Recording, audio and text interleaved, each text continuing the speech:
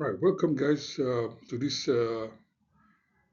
session 6 of our leadership and management course.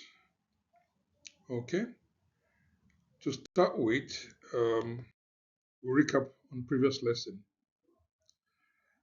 In the last lesson, we looked at the positive impact of leadership and management on business performance, and we said that effective leadership and management are vital for enhancing organizational performance, and it also contributes to so that where you have effective leadership, it contributes to increase productivity, improve quality, higher customer satisfaction, reduce costs, and better decision making.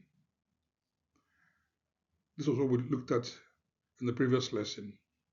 Do you have any questions so far on this? Right, okay, fair enough. If you're happy with that, then we'll move on to today's lesson. Today's intent is to look at the different types of leadership. Okay, leadership styles are key to guiding teams effectively. The right style can influence decision making, team morale, and organizational success. Various leadership theories explore how leadership approaches differ and adapt based on the situation. So, by the end of this session, you should become more knowledgeable in the theories of leadership style. The key theories to explore in today's lesson will be these three: the Tannenbaum and Schmidt's Continuum leadership style. We're going to look at Likert's system 1 to 4 and McGregor's theory X and theory Y. Is that clear? To kick off, I'll ask a question. What factors should leaders consider when choosing a leadership style? Okay, take 2 minutes to think about it. Right.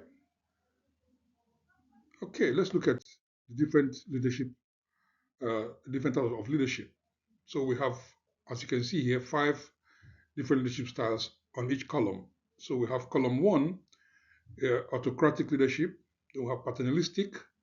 We have participative leadership, delegative leadership, and agile leadership. The autocratic leadership is also referred to as authoritarian leadership. This type of leadership is characterized by individual control over all decisions and little input, from the members or from the group. Typically, autocratic leadership makes choices based on their own judgment and rarely accepts advice from followers or the team. On the other hand, paternalistic leadership involves a dominant authority figure who acts as a patriarch or matriarch. They treat employees and partners as though they are members of a large extended family. So this is more like a family business type, or generational type business. So leaders that that use the paternalistic leadership express loyalty and trust from employees as well as obedience. Then we have the participative leadership. Participative leadership invites input from employees on all company decisions. The staff is given pertinent information regarding the company issues, and the majority vote determines the course of action the company will take. Then we have delegative leadership. This type of leadership style is one in which leaders hands off.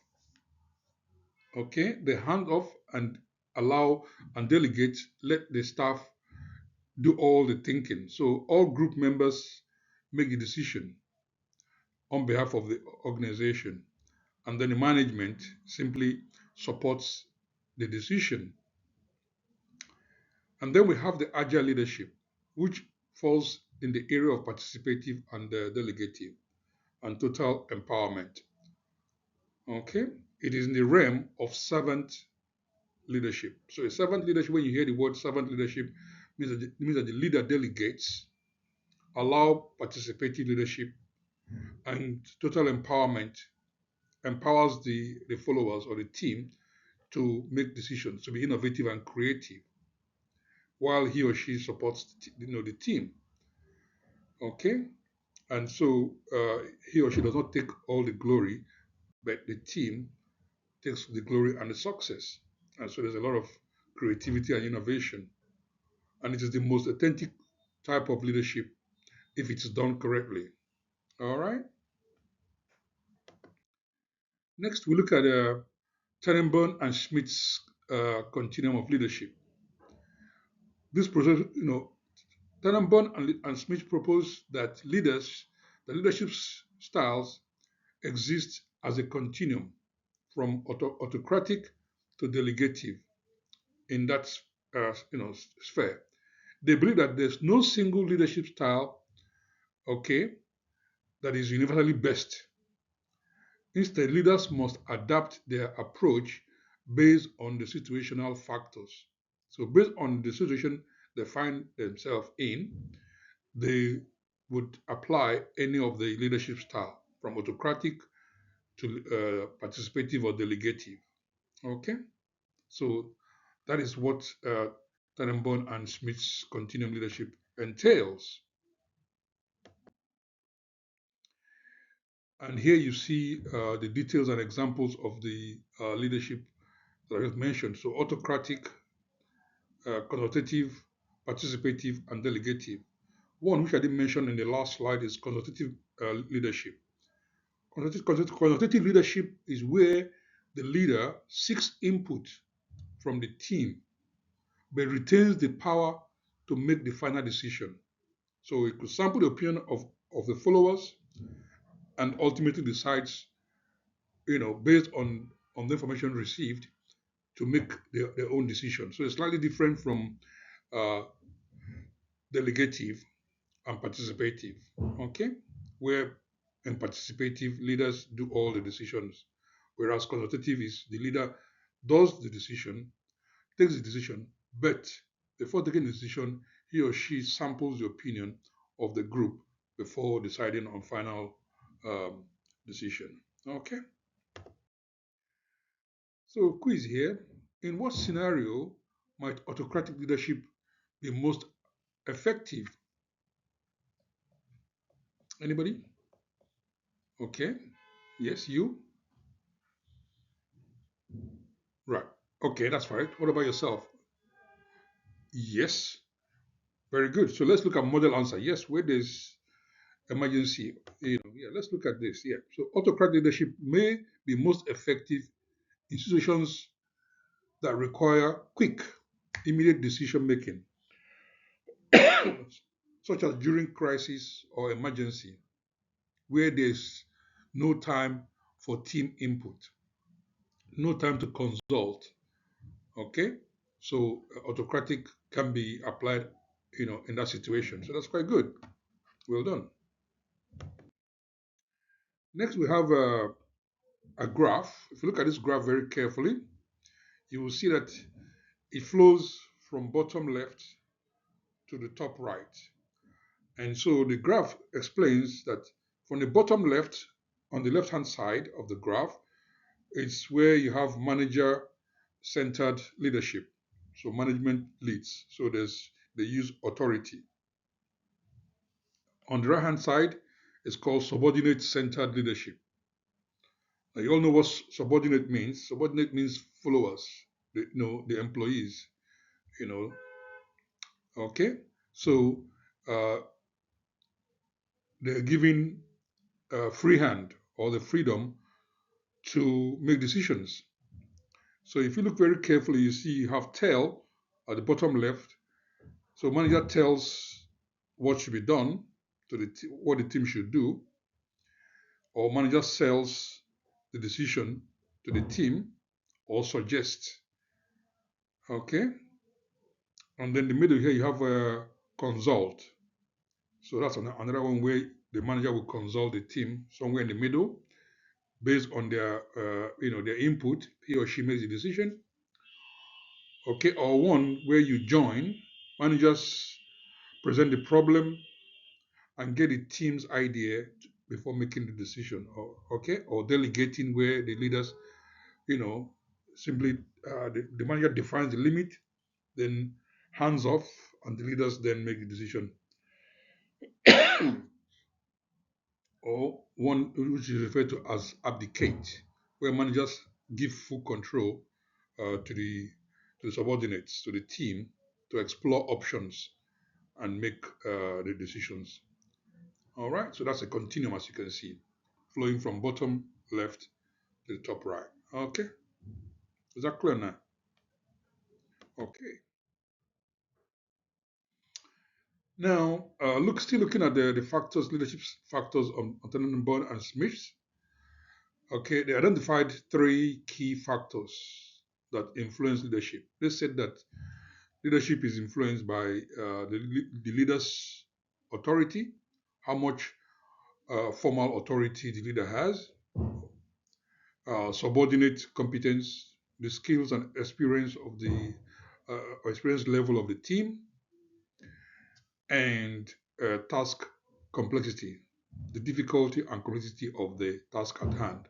So, Taylor and Schmidt is saying that depending on the situation or the factor, the task at hand, how difficult or complex the task is, as against the skill level and experience of the team, okay, the authority of the leader or manager will make the decision based on a comparison of all of this, as you saw in the previous graph.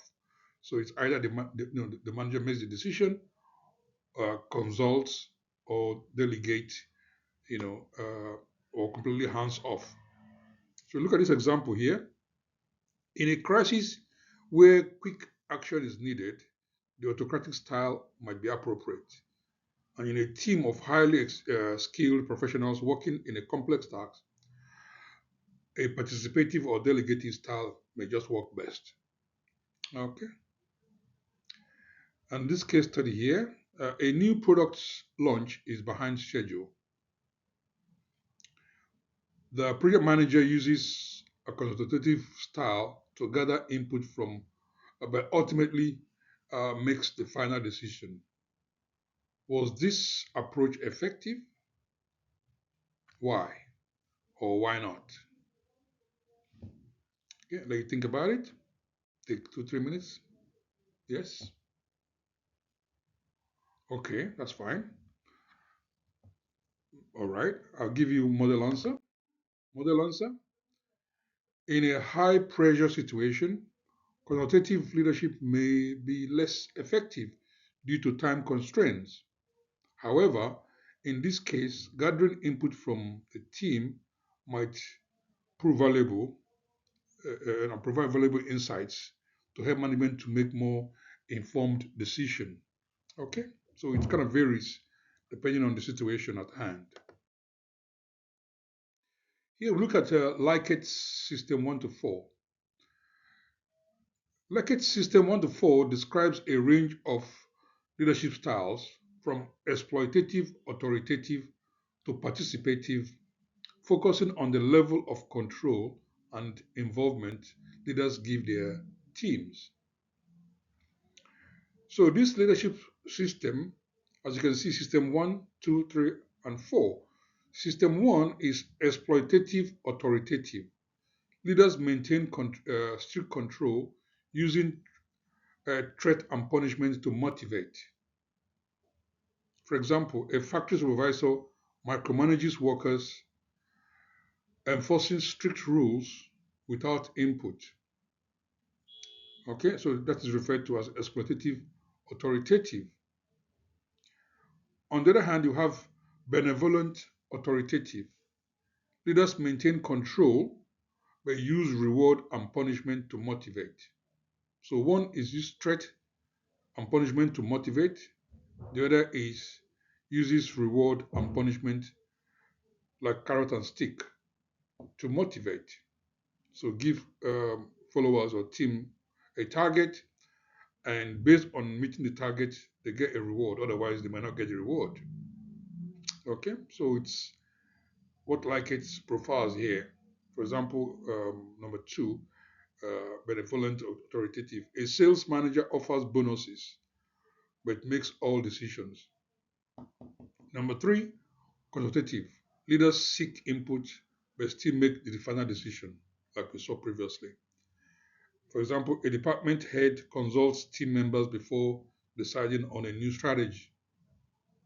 And number four, system four is participative. Leaders allow the team to be fully involved in decision making. For example, a team company CEO encourages open discussion where employees contribute to strategic decisions.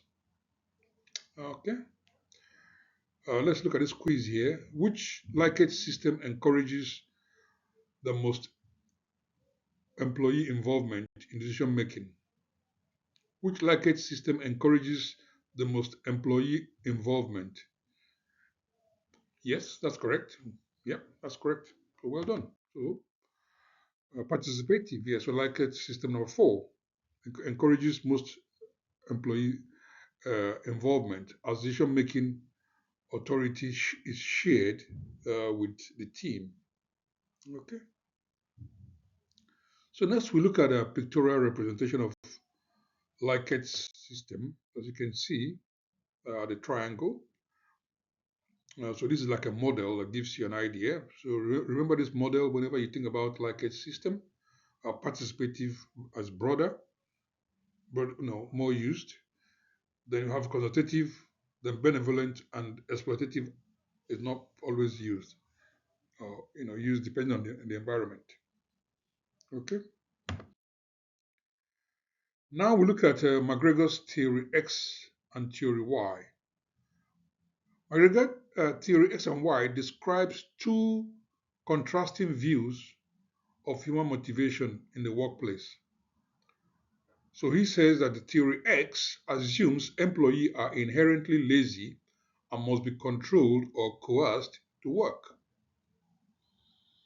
Theory Y assumes employees are self-motivated, seek responsibility, and thrive when given autonomy.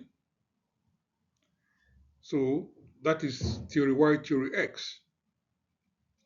In comparison, theory X leaders use tight control, supervision, and structure. For example, a factory manager who closely monitors employees' output and enforce strict rules.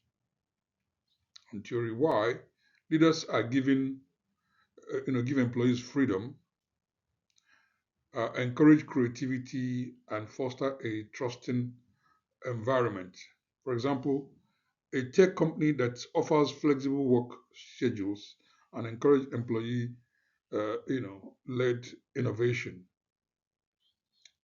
So theory X simply assume that human beings are very lazy, and if not coerced or monitored closely, they may not perform effectively. Yeah, it depends. Usually, we have people. Some people. In fact, you can even think about yourself. Think what sort of worker you are. I mean, you are. When you are at work, do you are you a follower? Do you like to follow instructions, or do you like to be creative? You like to be a leader. You like to, you know, to work independently or to have authority. So it depends. Some people just, are lazy or, and just want to be told what to do. And, and they work based on targets and they work effectively that way. There's nothing wrong in that, but that is what McGregor is saying that, management should or leaders should look at these two traits of, of workers and decide on how best and profiles on how best to work with them. A case study here, a manager believes that in theory Y and introduces flexible work hours. How might this affect employee engagement and productivity? Okay, so think about it, take 2 minutes. Yes. Okay. Yeah. So that's quite okay. We say that theory Y are those that like autonomy. They like to work flexibly. So let's look at model answer. Model answer: by implementing flexible work hours, the manager increases employee trust and engagement, leading to higher productivity as employees feel more in control of their work-life balance. Okay, so people who are classified under theory Y are those that they can be trusted. They build trust. They like to be engaged. They like to be given autonomy, and they carry on working once they know what they need to do. Okay, or they work they collaborate effectively in a team to get work done. Whereas theory X is where even being in a team, unless you're supervised or you're monitored, you know, uh, you will not work effectively. Sometimes you need to be coerced, to work in. All right.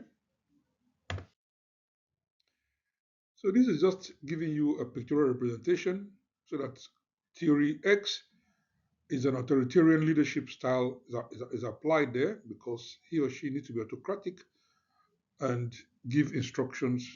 Otherwise, staff will not work or work at their best. So need to be monitored greatly. So, the authoritarian leadership works there.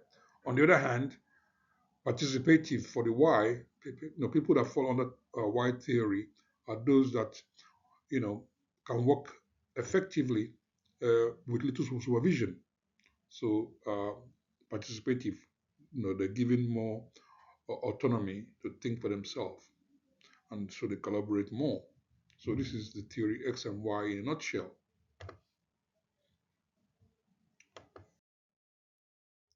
So here you can see a table that tries to compare between theory X and theory Y. So you can look at this table and tell yourself where you think you fall in. Are you a theory X or a theory Y type employee? Okay, I'll give you 5 minutes to look at it. Okay, and then I'm coming between.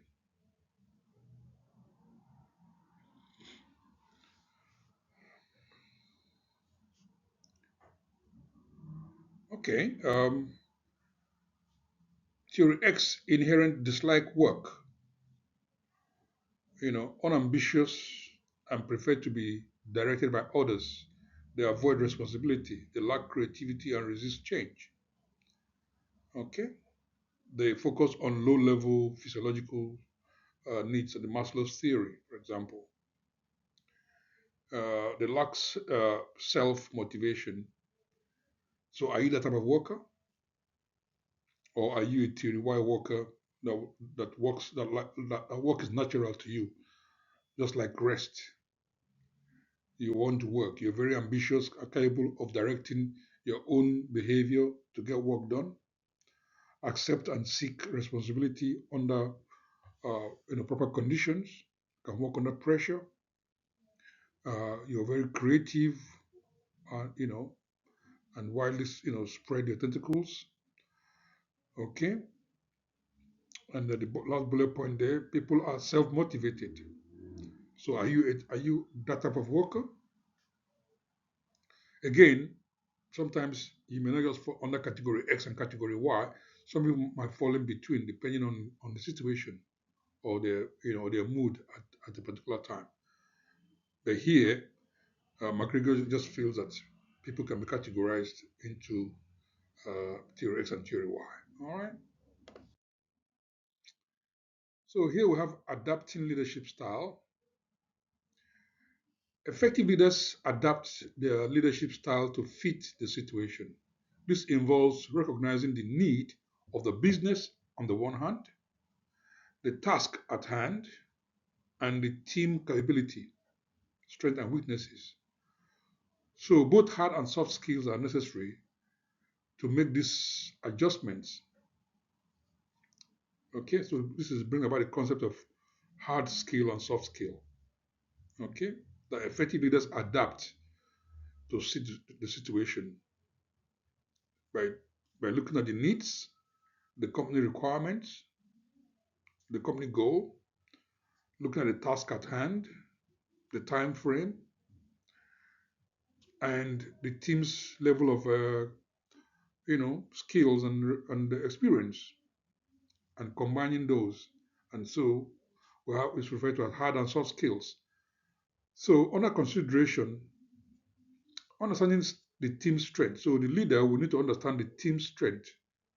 So he or she can identify the strengths and weaknesses of their team and therefore leverage the skills, adapting the skills to utilize them effectively.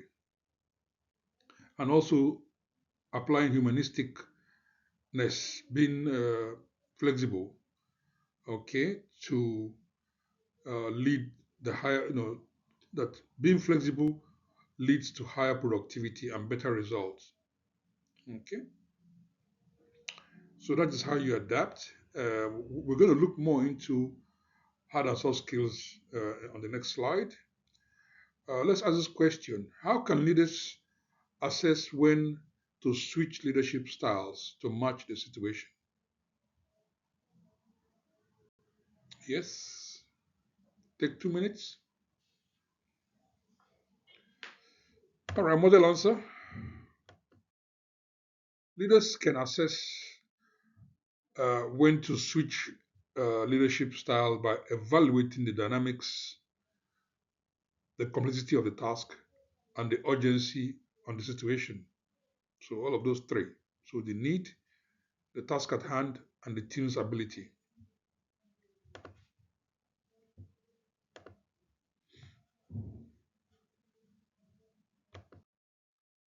So we look at hard skills in leadership. Hard skills are technical competence and decision-making abilities that leaders must possess to navigate different business situations.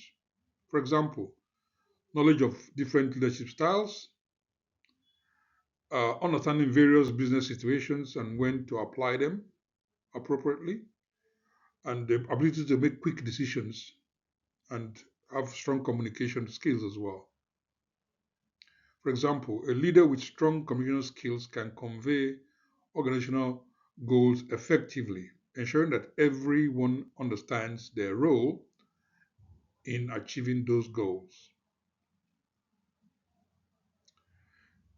Quiz: which hard skill is most important when deciding on a leadership style? Which hard skill is most important when deciding on leadership style? Yes, you're correct. Yeah, making decisions. Yeah, so ability to make decisions. Let's look at model answer. So one important hard skill in leadership is quick decision making, especially uh, when fast action is required in a time sensitive situation. Okay, so ability to make decisions is referred to as a hard skills. Not only that, technical competence to use tools like computers, softwares, apps, all of these are referred to as hard skills. On the other hand, soft skills are equally important in adapting leadership styles. This involves emotional intelligence, empathy, flexibility, creativity to connect with the team's members and solve problems. For example, emotional intelligence means understanding and managing emotions to lead effectively. We know that everybody's an individual and and have their own personal traits. And so emotional intelligence, leaders will need to have emotional intelligence to apply the emotions that they understand about the personality of their workers or their team to affect, decisions. Empathy is also very important, connecting with the team's members to build trust and rapport. Okay. Flexibility, adapting to changing circumstances in a business environment and being creative, finding innovative solutions to challenges.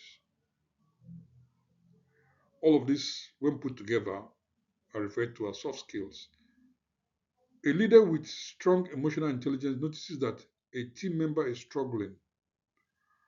How can this leader's empathy improve the team's members' performance? Think about it. Model answer: a leader's empathy can help improve a team member's performance by offering some sort of support, addressing the concern in question, and creating an environment where the member feels valued and understood. So, empathy is connecting with a team member to build trust and rapport. And you can do that as a team leader or as a manager or a leader by being empathetic, by trying to using emotional intelligence or being empathetic to understand why a particular team member is struggling, offering the support and feeling concern and showing concern, okay, and making the member, the staff feel valued and understood. Okay, so if we look at hard skill versus soft skills, leaders need to balance both hard and soft skills to be effective. So while hard skill enable leaders to make sound decisions and apply the correct leadership style, soft skills help leaders connect with their team and build trust. So on the one hand, the work needs to be done. So we need to have decisions and follow lay down structure or procedure to get the work done so that we can achieve the goal. But at the same time, these goals need to be achieved by humans. Therefore, soft skill will be the management combining both, working with the team, making them feel welcome, motivating them, giving them, being showing them that they're trusted and that they feel valued. So with such combination, you're able to get the work done. So a leader should be able to balance between hard and soft skills. For example, a leader may need to make a quick decision, but also shows empathy for how the decision affects the team. Okay, so here, hard and soft skill has been applied. We need to make a quick decision to get work done. That's hard skill, following the laid down procedures.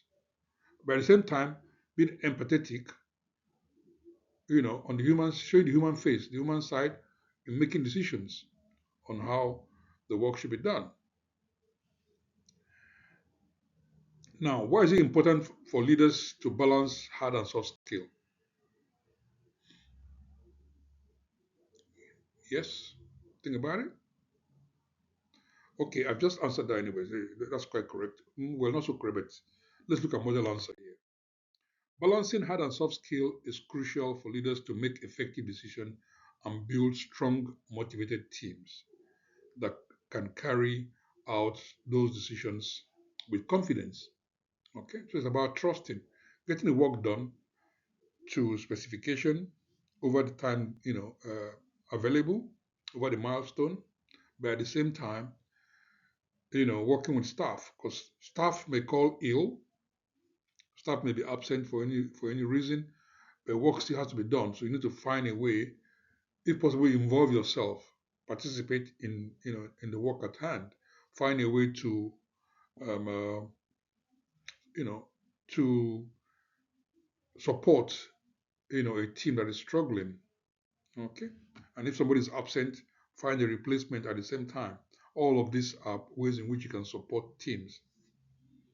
Okay, or you may need to even change the milestone, maybe add 1 or 2 days depending if the team is working back behind schedule.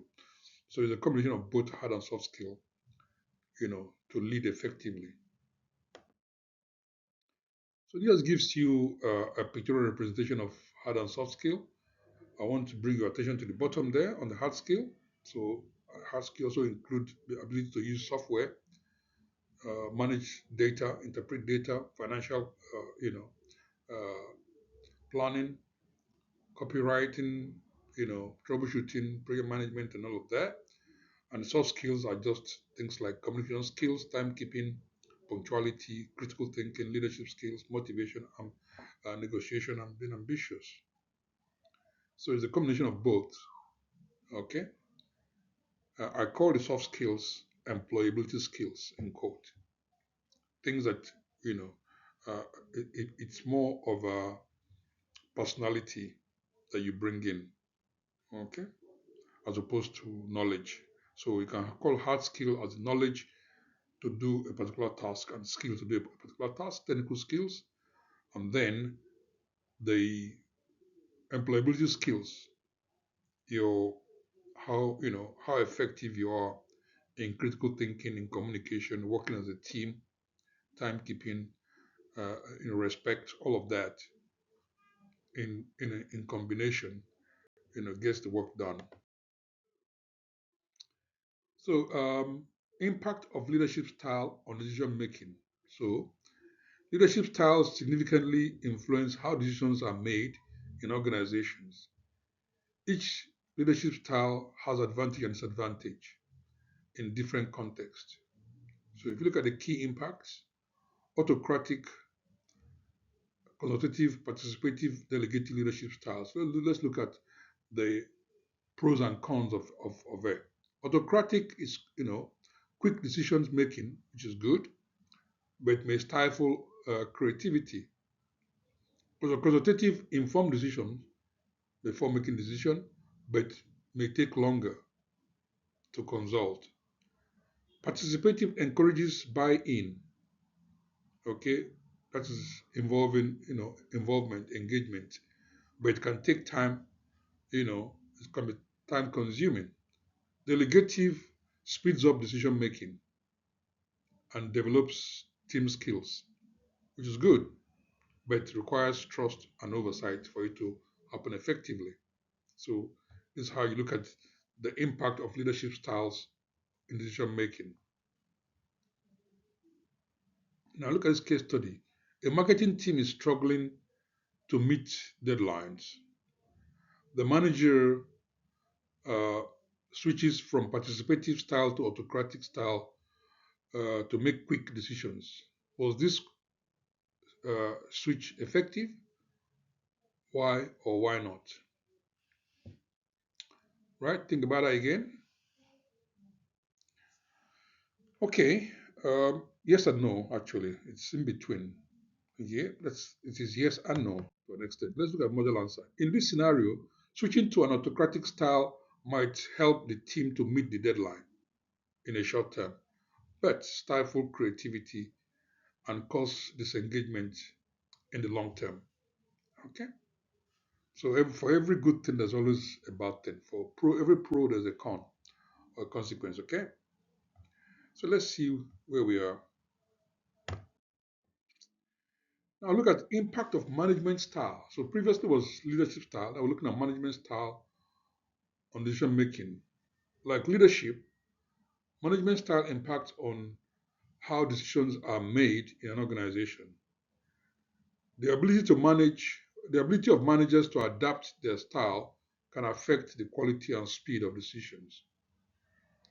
Again, looking at autocratic management, consultative management, participative and delegative management, we look at the pros and cons as well. So autocratic management, you have quick decisions, which can be good, but may lead to team resentment, feeling not involved. Okay, so he or she, the leader just makes it, the manager just makes the decision, which can be good in a way, but at the same time can lead to the disgruntled or resentment. Consultative management, uses informed decision with the team support, but slower because it can be time consuming. Participative management encourages creativity and innovation, but may delay decision again because of time. Delegative management develops team skills and fosters autonomy, but requires supervision or support. How does participative management improve team spirit, morale, and engagement? How does participative management improve team spirit, morale, and engagement. Yes. Model answer. Participative management encourages team members to contribute ideas, which leads to more creative and innovative solutions and boost team morale and engagement. Okay. So it's a combination of leadership and management styles. Is that clear so far? Okay. Let's conclude and review what we've done so far. So far in this lesson, we learned that different leadership and management styles, such as those proposed by Tannenbaum and Schmidt, Likert and McGregor, offer valuable frameworks for adapting to different business situations. And also that effective leaders and managers are those who can balance hard and soft skill to make informed decisions and engage their teams. Do you agree? Yes or no? Yeah, well, that's fine. Okay. Yep. So that's what we've done so far today. So thank you very much. Now, this question: what leadership style is most effective when dealing with highly skilled and experienced team leaders or team members? What leadership style is most effective when dealing with highly skilled and experienced team members? Yes, delegative. Well done. So, delegative leadership is most effective with dealing with highly skilled and experienced team members as they can make informed decisions and with minimal oversight or minimal supervision. Let's have some quick fire run quiz.